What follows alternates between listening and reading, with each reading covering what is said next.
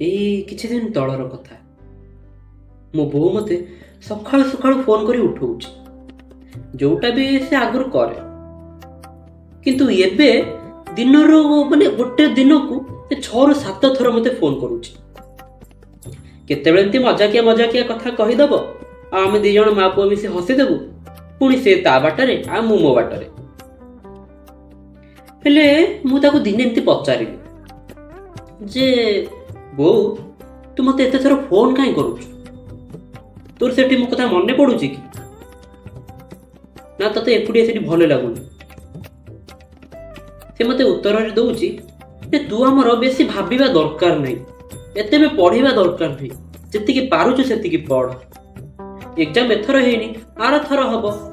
ପରୀକ୍ଷା ଏଥର ଦେଇନୁ, ଆରଥର ଦବୁ। କିନ୍ତୁ ବେଶୀ ଭାବିବା ତୋର ଦରକାର ନାହିଁ। କିନ୍ତୁ ମୁଁ ପଚାରିଲି, ହେଲେ ମୋ ଉତ୍ତରଟା ମତେ ମିଳିଲା। ଆଉ ସେ ଠିକ ସେ ଜାଣିଛି ତା ପୁଅଟା କେଡେ ଜିଦିଆ, ଜମା ବି ଛାଡିବନି। ଆଉ ମୋ ପ୍ରଶ୍ନ ଶୁଣି ସେ ଉତ୍ତର ଦଉଛି, ହଁ ଯେ ହେଲେ ଆମର ସେ ଯୋଉ ଦାସ ବାବୁ, ପଡିଶା ଘର ଦାସ ବାବୁ ମ, ତାଙ୍କର ଯୋଉ ଗୋଟେ ପୁଅ ଥିଲା, ଆରେ ଏଥର ଯେ ପରୀକ୍ଷା ଦେଇଥାନ୍ତା ମ। ମୁଁ କହିଲି ହଁ।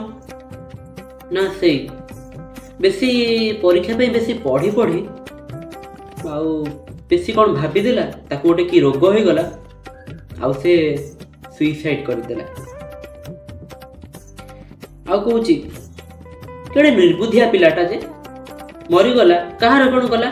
ବାପା ମାଙ୍କର ଗଲା। ତୁ ଆମର ବେଶୀ ଭାବିବୁନି,